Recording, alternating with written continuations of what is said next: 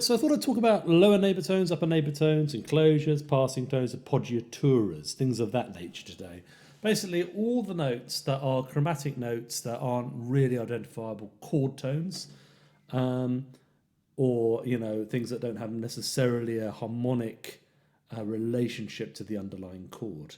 This is quite traditional. You're going to find these techniques are used throughout the classical canon, for instance, the music of Mozart, Beethoven, and so on. And they're also obviously used in the history of jazz, throughout the history of jazz, whether you're talking about Louis Armstrong or John Coltrane. They all used these patterns. So I'm going to talk about neighbour tones first. You have upper neighbour tones and lower neighbour tones, and I'm going to use the example on the whole of just major and minor triads, keep the harmony simple. I mean, you can generalise these principles to other chord tones, and if you want to do that, you can do that. And if you're not quite sure how to do that, probably it's best that you don't for now. Okay, so I'm going to take the example of C major. That's C, E, G, C, E, G. And our lower neighbour tones are simply a chromatic half step below. So on the guitar, it's 1 fret. We do this with the second finger.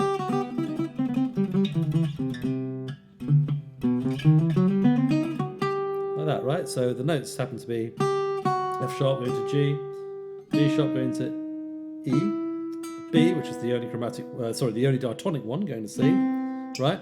And the thing to know about these are dissonant notes. They're not necessarily harmonically related, or they're not heard as being harmonically related to the underlying chord. So when you play a lower neighbour tone, the expectation is that you resolve. If I sing it, you might hear what I mean. Yada, yada, yada. So some of these, like the F sharp and the B, you might think of, or even the E flat, you might think of eventually as having a harmonic aspect to it as well. But that's not the original meaning of them, Like Mozart wasn't thinking about writing a Lydian mode when he used the sharp 4 enclosure, like the F sharp in the key of C going to G. That wasn't what he was thinking. He was thinking of like a lower neighbour tone, okay? And the same is true of people like Django Reinhardt and Charlie Parker and so on, players who use these sounds. Obviously, in a modern realm, it's a little bit more complicated. And actually, you can have things such as, almost like lower neighbour chords and lower neighbour chord scales that kind of generalise these principles. But I'm going to keep it simple for now.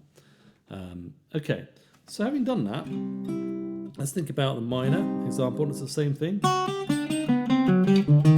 And you might recognise that sort of a lick, being quite Django-y, but you hear it throughout the classical canon as well, and even in modern jazz. And that's again half step below. Now let's talk about upper neighbour tones. Upper neighbour tones are a little bit more annoying because they have to come from the diatonic key on the whole. Okay, so for instance, in the key of C major, I'm playing a C major chord. We'll use the major key, and we'll play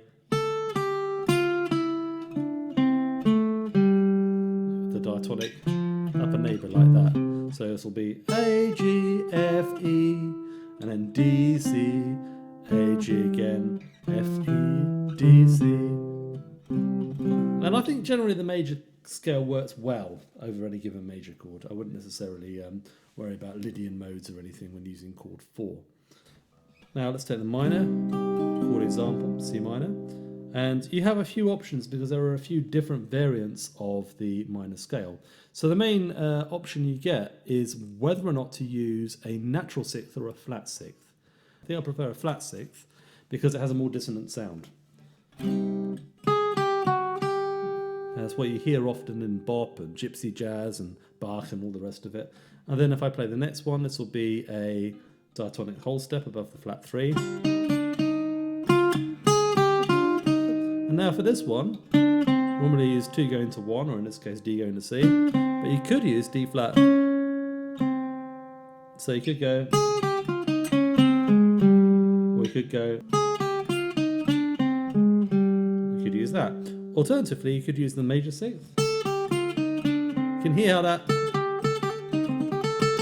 that note tends to sound more harmonic, and I think kind of the point of these upper neighbour tones is that they are dissonant notes. So the flat sixth being more dissonant. If I sing that on top of a minor chord as opposed to it's obviously more dissonant.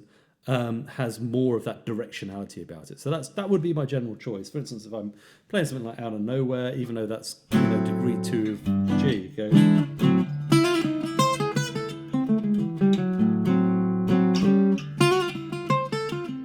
And even over B flat minor, I'd probably still use that flat sixth, right?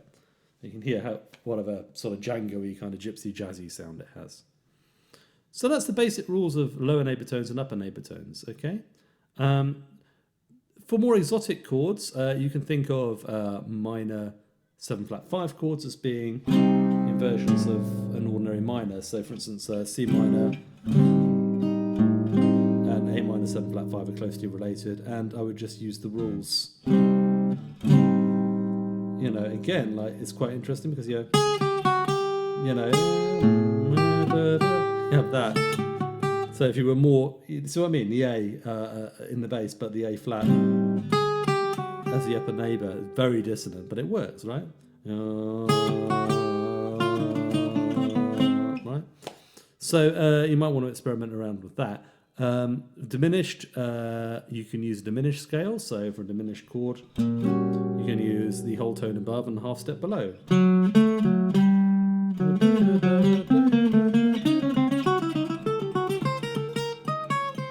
Like that. I'm using an enclosure figure that I'll talk about in a second. So that is probably the origin, I think, of the half-whole scale, or the whole half scale, depending on which, you know, for a diminished chord it would be the whole half. Yeah. Now here's the thing. You can sort of combine these upper and lower neighbour tones into patterns. Okay, so one of the most common pattern is if you go upper neighbour tone, chord tone, lower neighbour tone. You do the same on each chord tone.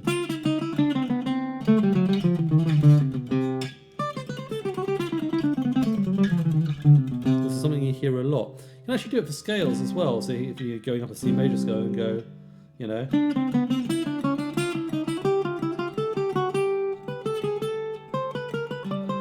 Using exactly the same rules. The upper neighbour tone is diatonic, the lower neighbour tone is chromatic, right? Again, you know, like you hear these in contemporary jazz as well. Kurt Rosenwinkel plays a lot of this stuff, believe it or not, you know, as well as like Django or Hank Mobley. It's very basic material, which everybody should know. Okay, so that's the basic pattern, and like as I just sort of demonstrated, you can do it on a diminished chord. That's probably more easier to do it on that one. Minor.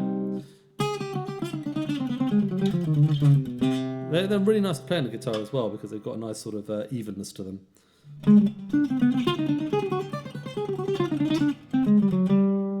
Okay, so now that is kind of an enclosure figure because we're doing a lower and upper neighbour tone together.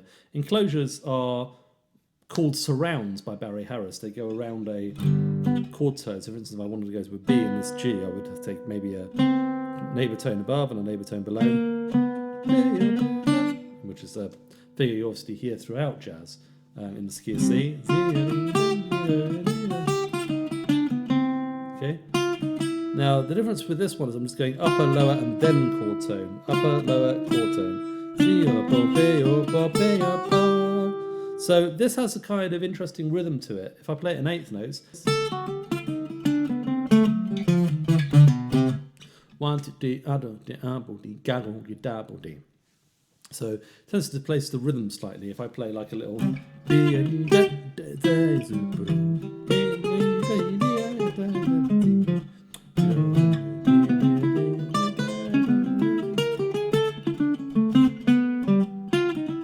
can use it to kind of offset the rhythm slightly. And if you use a bunch of them together.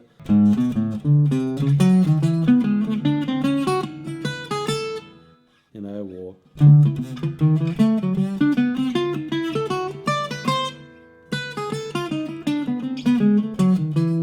you could either play that in triplets or you can play that in eighth notes, but in eighth notes it has that interesting syncopated 1, 2, 3,